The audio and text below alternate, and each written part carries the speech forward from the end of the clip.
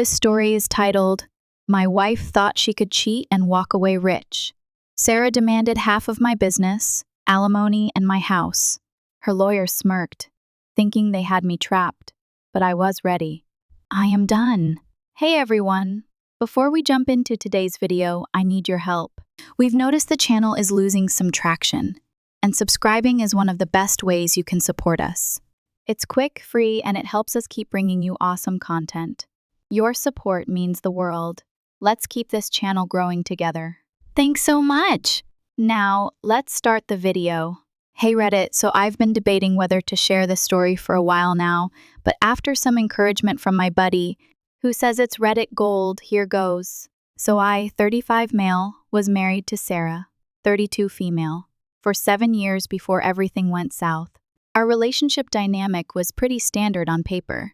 I built my construction company from basically nothing into a successful business with projects all over the state. Started with just me, a used F-150 and enough tools to fill half a garage. First few years were brutal 80-hour weeks, sleeping in the truck sometimes to save on gas, driving between sites, eating whatever while bidding on jobs that would barely cover materials. Not trying to flex, but I sacrificed everything to make this happen. Missed my best friend's wedding because we were finishing a commercial project that kept us afloat that year. Worked through pneumonia once because I couldn't afford to lose the client. Reinvested every penny of profit back into better equipment and hiring good people.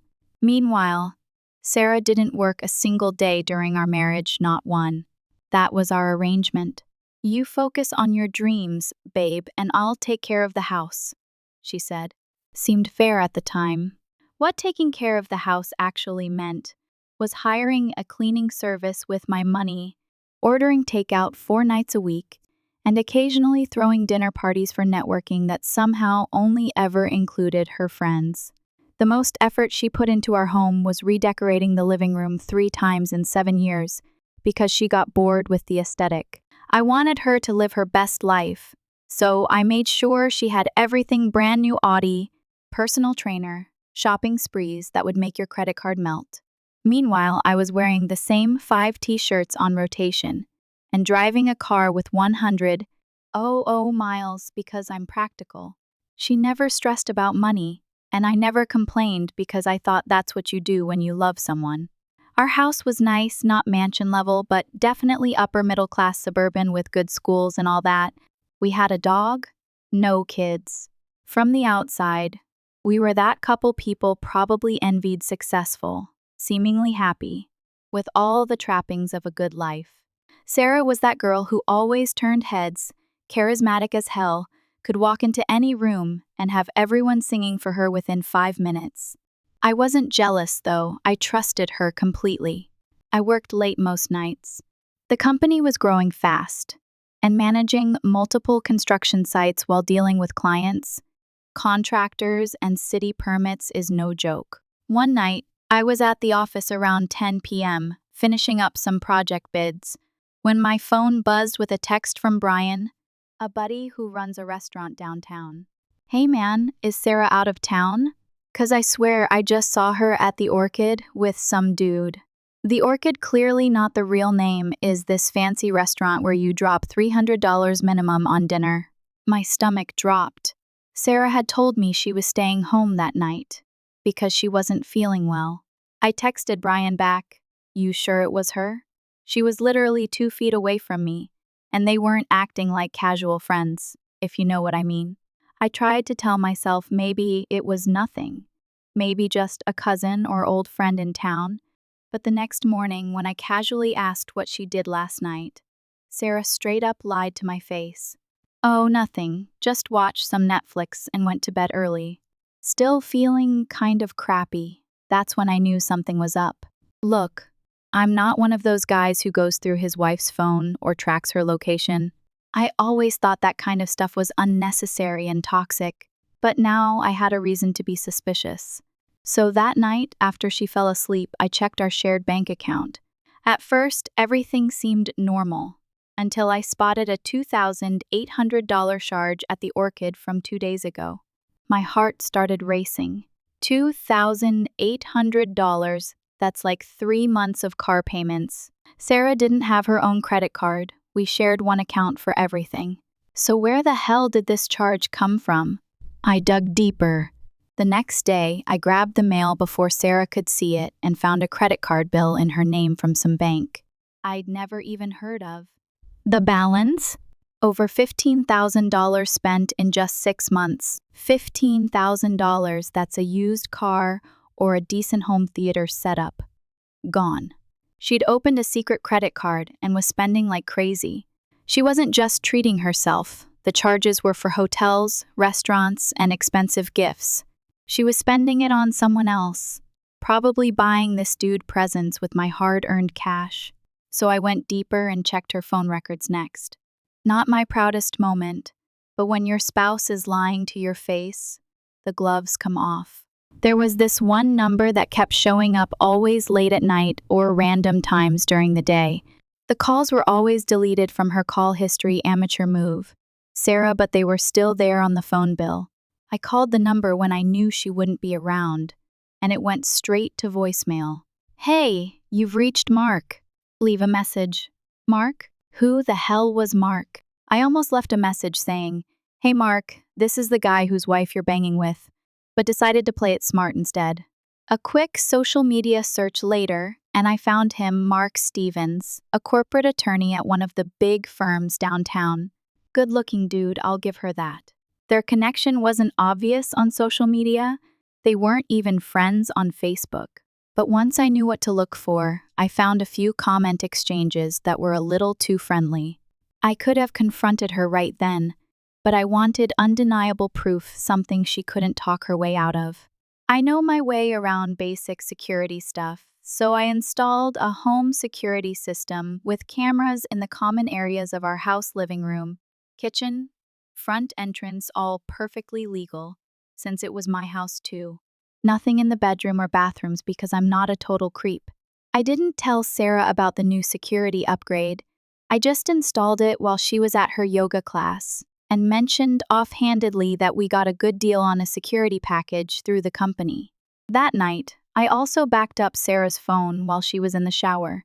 Again, not proud of this, but I needed to know what I was dealing with.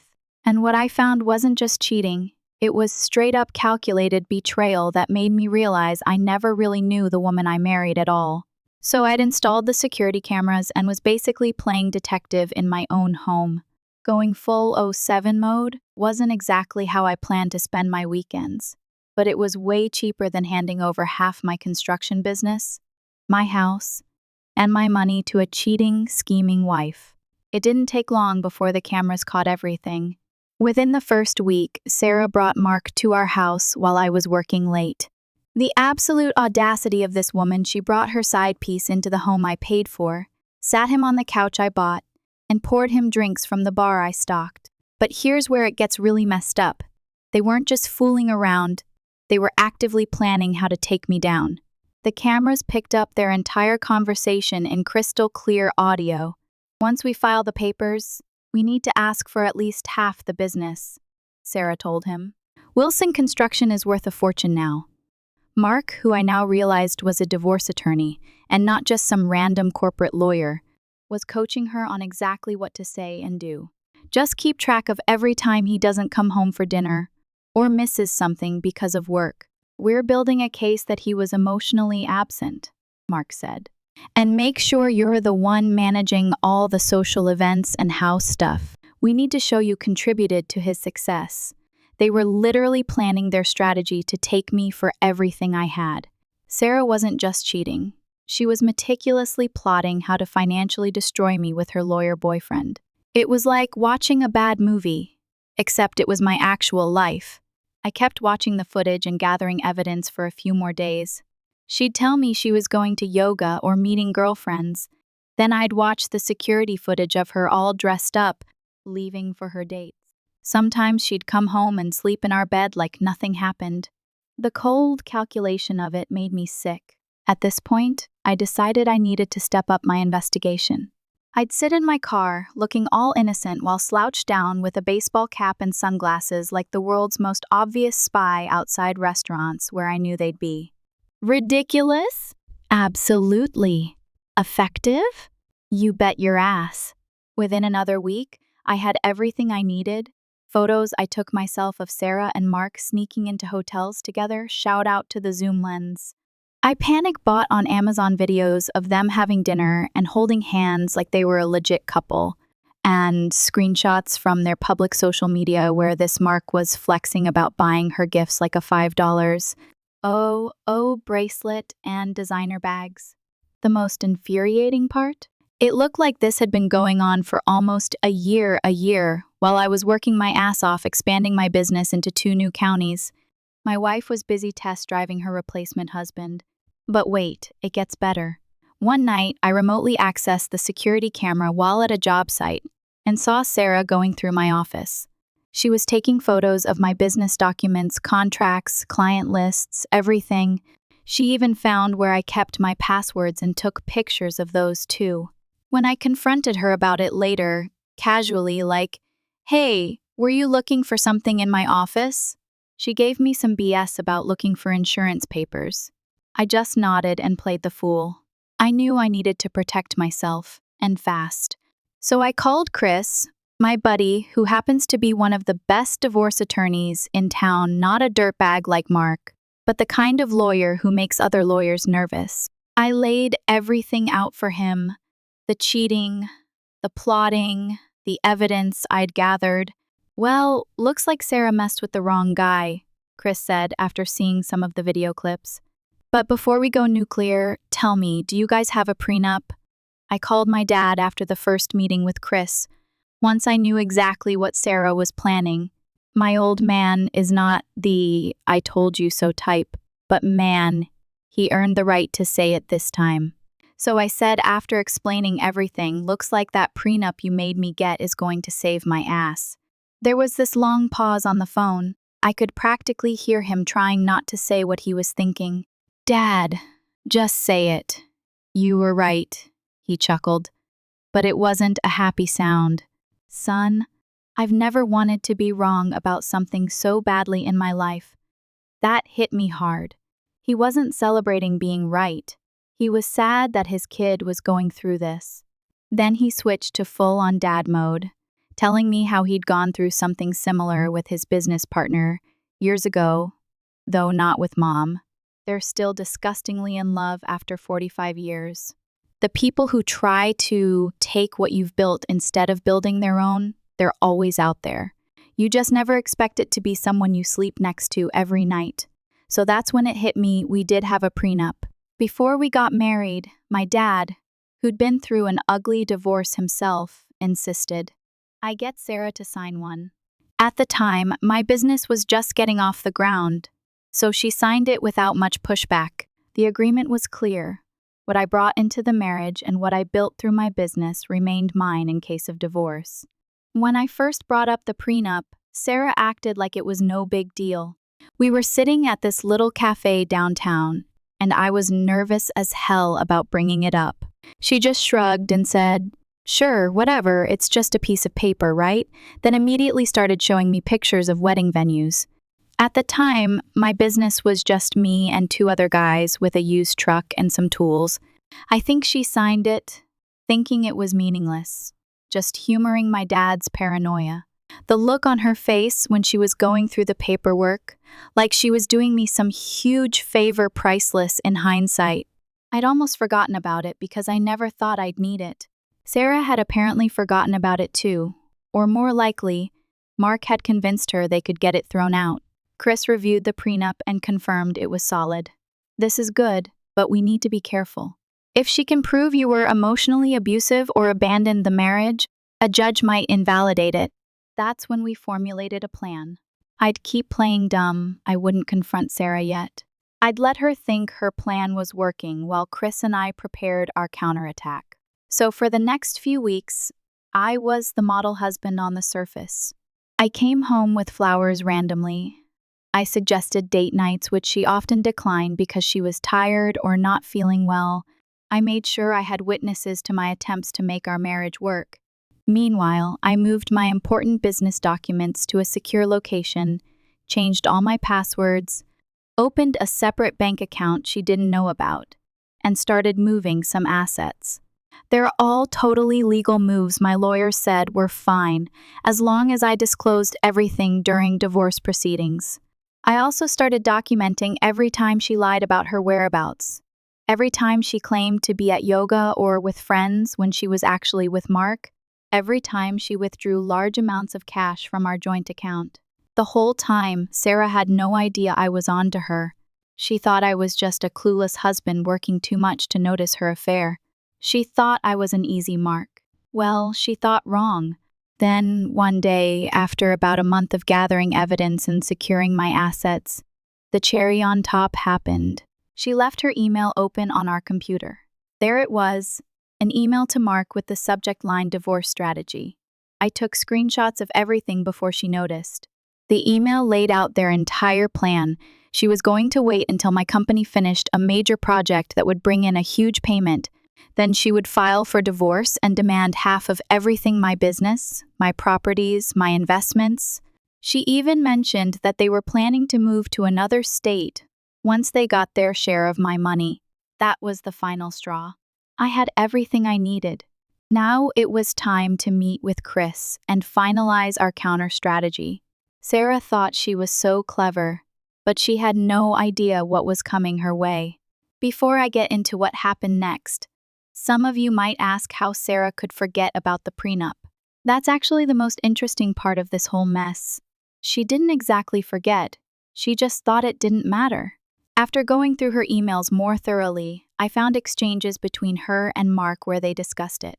Mark had been pumping her up with legal BS like, prenups get thrown out all the time, and will argue you signed under duress. That was their actual plan. They were going to claim Sarah didn't understand what she was signing, that she was pressured into it, that it was unfair and should be invalidated. Sarah believed it 100%. She had so much faith in Mark's legal expertise that she didn't even bother to check the prenup herself. She thought she was one step ahead of me, but had no idea she was about to get absolutely schooled. So anyway, back to the story. I spent about 6 weeks gathering evidence and preparing with Chris. We had video footage, text messages, emails, bank statements, credit card bills, a mountain of evidence showing the affair and the conspiracy to defraud me in the divorce. Then it finally happened. One evening, I came home from work, and Sarah was waiting with this weird smirk on her face. "We need to talk," she said, sliding an envelope across the kitchen counter. Inside were divorce papers. I opened them, pretending to be shocked, scanning the documents while she watched for my reaction. The demands were exactly what I'd expected: half my business, alimony for life, our house, even my truck. It was a complete financial massacre on paper. "I'm not happy anymore," she said, like she'd rehearsed it. "I think we both know this isn't working." I nodded slowly, playing my part perfectly. "Can I ask why? Is there someone else?" "No," she lied straight to my face. "I just feel like we've grown apart. You're always working, and I need more from a relationship." I wanted so badly to throw all the evidence in her face right then, but I stuck to the plan. I just nodded again, told her I needed time to process, and went to call my parents for support. Actually called Chris to let him know it was game on. The next few weeks were surreal. We still lived in the same house, but barely spoke. Sarah started staying out late most nights, not even bothering to lie about where she was anymore. I'd catch her smiling at her phone, probably texting Mark about how their plan was working perfectly. Me? Meanwhile, I was actually working more than ever, closing a huge commercial project that I knew she was waiting to cash in on. She even made a comment one night like, "It's good you're focused on work right now. Finish what you need to finish." The subtext was clear: finish this project so I can take half the money. Chris and I filed our response to her divorce petition, seemingly agreeing to most terms but asking for time to value the business properly. This bought us the time we needed to complete our strategy. We were basically letting her think she'd won while setting up the perfect trap. The court date was set for about 3 months after she filed. During that time, I strategically moved money between accounts, always documenting everything, legally closed out the big project and got paid, but immediately reinvested most of it into the business through completely legitimate expenses. We'd planned for months. Sarah noticed the business account wasn't as flush as she expected and actually confronted me about it. "Where's the money from the West Side project?" she asked one night. "Had to buy new equipment," I said casually. "Business expenses." Her face twitched with anger, but she couldn't really say anything without revealing she'd been monitoring the accounts with divorce in mind. As the court date approached, Sarah got increasingly confident. She started moving some of her stuff out, shopping for a new place, even talking about her half of things in the house. She was so sure she'd be rich in a few weeks that she was already spending money she didn't have yet. The night before court, I could barely sleep, not because I was nervous, but because I was so ready for this to be over. I wanted to see her face when everything fell apart. The morning of court, Sarah spent 2 hours getting ready: hair, makeup, outfit. She was dressed to impress in clothes I had paid for. Poor little thing had no idea she was dressing up for her last happy day. We drove separately. When I arrived at the courthouse, I saw her standing outside with Mark, all huddled together like a little team. He quickly walked away when he saw me coming. The coward couldn't even face me. Inside the courtroom, Sarah sat on one side with him, looking smug as hell. I sat on the other with Chris, calm and ready. Sarah kept glancing over at me with this little smile, probably thinking I was about to lose everything. The judge, an older woman with silver hair and a no-nonsense expression, called the court to order. Mark went first, standing up with this dramatic flair like he was in a TV show. "Your Honor, my client has been left financially stranded due to Mr. Wilson's selfish actions. She dedicated years of her life to supporting this business, only to be cast aside when it became successful." I bit my tongue so hard one probably drew blood. Sarah hadn't supported anything. She'd never even visited a job site, didn't know the names of a single one of my employees. But in court, he was painting her as this dedicated business partner who sacrificed everything for my success. How hilarious! Sarah gave up career opportunities. She provided emotional support. She maintained the home so that Mr. Wilson could focus on work. The judge listened, occasionally making notes. Then Mark got to the numbers.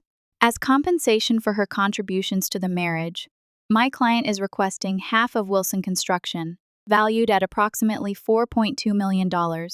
Additionally, the marital home valued at $850,000, monthly alimony of $12,000, and various other assets including investment accounts. Sarah nodded along, looking at the judge expectantly. The total package would have set me back. It would have effectively bankrupted me and destroyed everything I'd spent my life building. Mark finished with a flourish, like he'd just proven gravity or something. "Your Honor, my client simply wants what's fair after 7 years of partnership." The judge turned to Chris. "Counsel for the respondent, your statement?" The bomb was about to drop, and Sarah had no idea what was coming. The courtroom was dead silent as Chris stood up. Sarah was still smirking, mentally spending my money already. Mark stood beside her, looking like a shark in an expensive suit. Chris started flipping casually through his file. Then, in the most calm, professional voice, he addressed the judge about some information that was left out of Mark's presentation. The judge nodded for him to proceed. That's when Chris pulled out our prenuptial agreement. He placed it in front of the judge, who started reviewing it. Sarah's face went from smug to confused in about 2 seconds. I could see Mark whispering frantically to her, but Chris wasn't done. He mentioned that we had evidence not only of infidelity, but of conspiracy to defraud. The judge looked interested, and Sarah looked like she'd started to sweat. That's when Chris pulled out the USB drive with all our evidence. The judge allowed the evidence to be presented.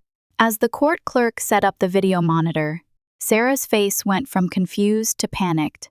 She kept shaking her head and tried to object, saying it was private. The judge shut her down immediately. Then the video started playing. First Sarah and Mark in our living room discussing how to get half my business. Then Sarah taking photos of my confidential business documents. then more clips of them plotting how to invalidate the prenup.